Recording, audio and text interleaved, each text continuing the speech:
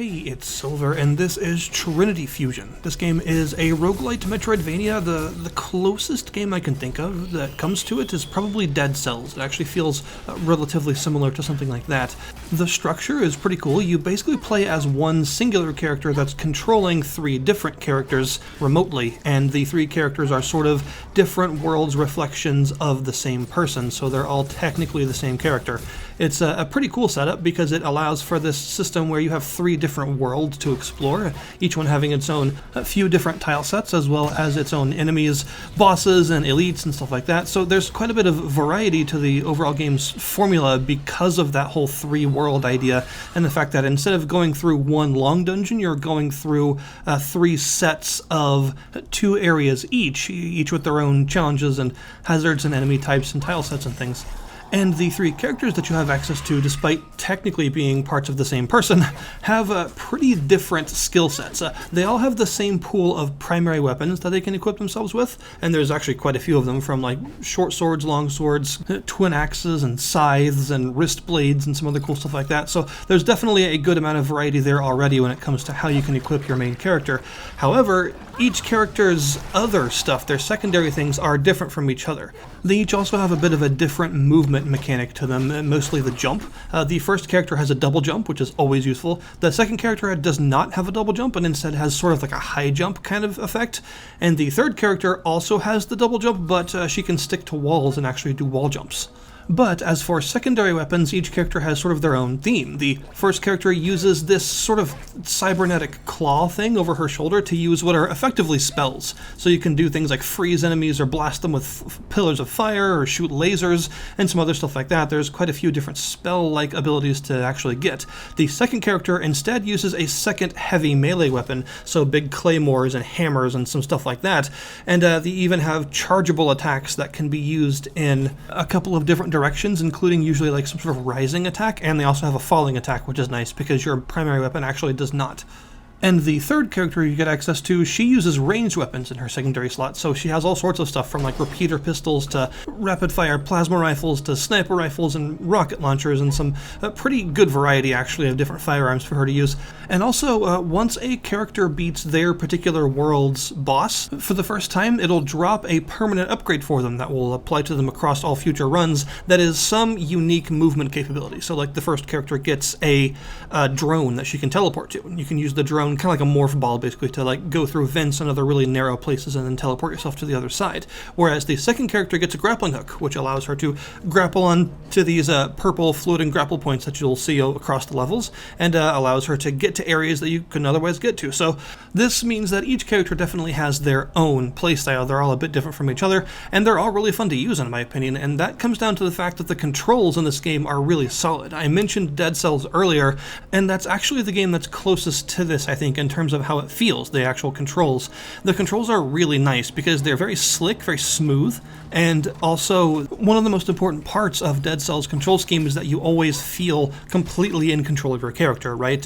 You never feel like you're fighting against the controls to do anything. Everything is very responsive and does exactly what you would think, basically, to the point that after a couple of runs, you'll be moving really fluidly through the levels just by reflex because the control scheme is so intuitive and nice feeling. And this game does have a very similar feel. You always feel like you're in complete control. I've never felt that I was fighting the controls in any way to do anything. The dash you have on the ground gives you immunity frames, which is helpful, and you also have an air dash that propels you quite a long distance, much longer than the ground dash. So all this control stuff comes together to make the game actually feel very fluid in motion and quite satisfying to dart from enemy to enemy and then get across a more difficult platforming section and stuff, because it all strings together really nicely. You also have a couple of different currencies that you can collect. You have a sort of in-run gold that you spend on shops and stuff like that, and also there will often be some out-of-the-way treasure chests and things that can be opened for a cost. You'll also find these orbs, these blue orbs, and these are actually what you use when you go back to the Citadel, the sort of hub area after you die or complete a run.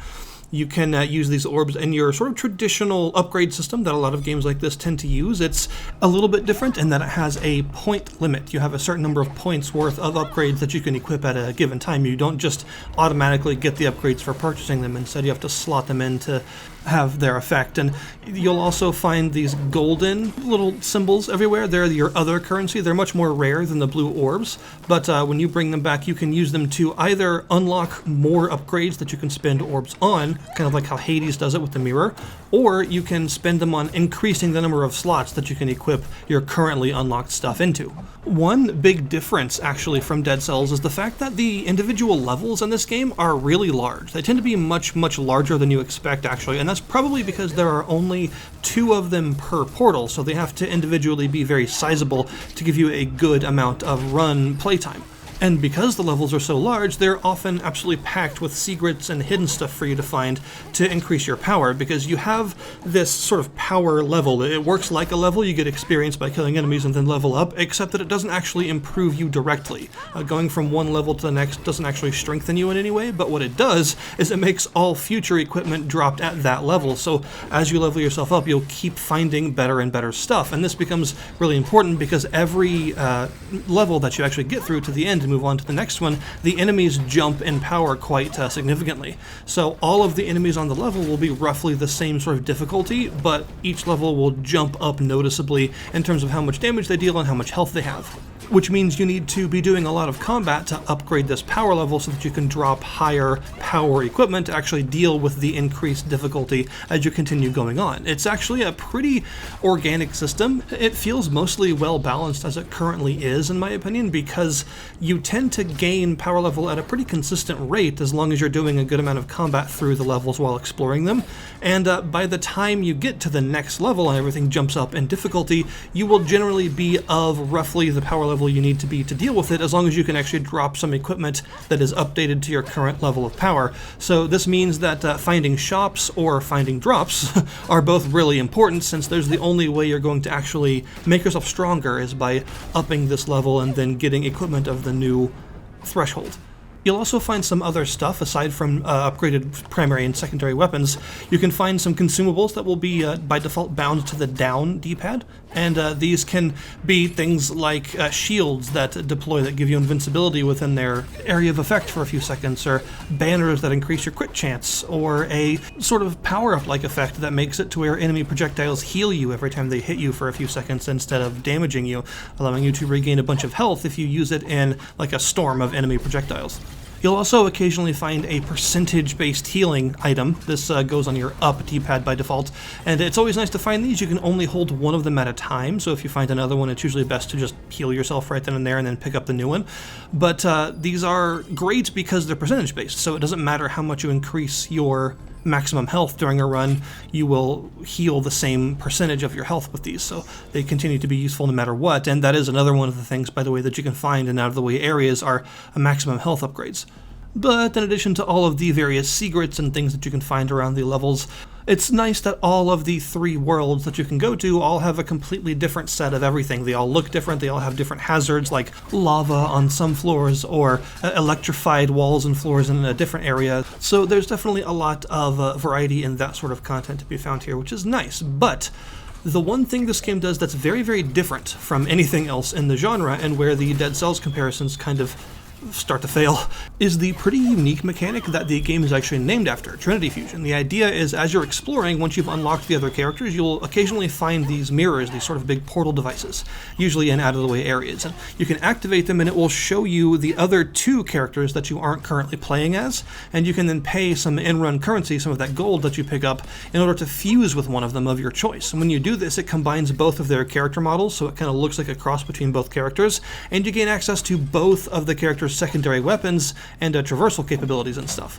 So you can start as the second dual weapon wielding character with the heavy weapons, and then fuse with the first character later, and you'll gain her double jump as well as the ability to use that thing on her back to cast spells effectively. So you'll have the secondary weapons of both characters, and you'll also get the teleportation drone from the first character, for instance, on the second character. So it's pretty cool, and the game actually has a nice menu available to show you all of your stuff and allow you to bind what all of your abilities and stuff are on the fly, which is really appreciated because of course when you fuse multiple characters, you have a lot more abilities to deal with. So far, I'd say it's a really solid time. It's definitely a cool subversion of what this genre tends to normally do. That whole fusion mechanic is really neat. It goes against the usual idea in the genre that every character is like a very specific self-contained kit, and instead allowing you to actually mix them together, have them be more fluid. That's a pretty cool idea. As for early access stuff that currently needs addressing, there are a couple of things I'd like to say. For one, I think the third boss is way, way harder than the other two. And it's weird because you can do any of the 3 levels first. So that could be the first boss you face, or it could be the third boss you face. It doesn't matter. You can do the levels depending on what character you choose. You can like do theirs first, and then you can choose to go to the other 2 whenever you want, basically. So there isn't like a specific order that you always do the levels, but what I'm referring to as the third boss is the Hyperworld boss. And the third boss is just, it's so much harder. It's like a constant projectile spam fest, so you barely have any time to hit the boss because you're trying to dodge things constantly, and the boss has like triple the health of the other 2 for some reason. It has like way more health, so it takes a very long time to actually go down. I wouldn't necessarily say I think the boss is too hard, I just think it's oddly more difficult than the other 2 to the point that it stands out a lot. I think perhaps a little bit less health would be nice, because I think it takes a little bit too long. And one area that I'd definitely like to see focus on in terms of improving the variety of drops and stuff are the extra active skills that you can randomly get from like tough elite encounters and stuff around the maps. You'll occasionally get something like a missile storm or an invisibility power-up. But the thing is, I think these might be like the only 2 that are currently in the game. Either that or there are like 3. There are very few of these that you can find, basically, and you almost always tend to get invisibility, which is a shame because it's kind of useless. It doesn't do much for you. The missile storm is much better.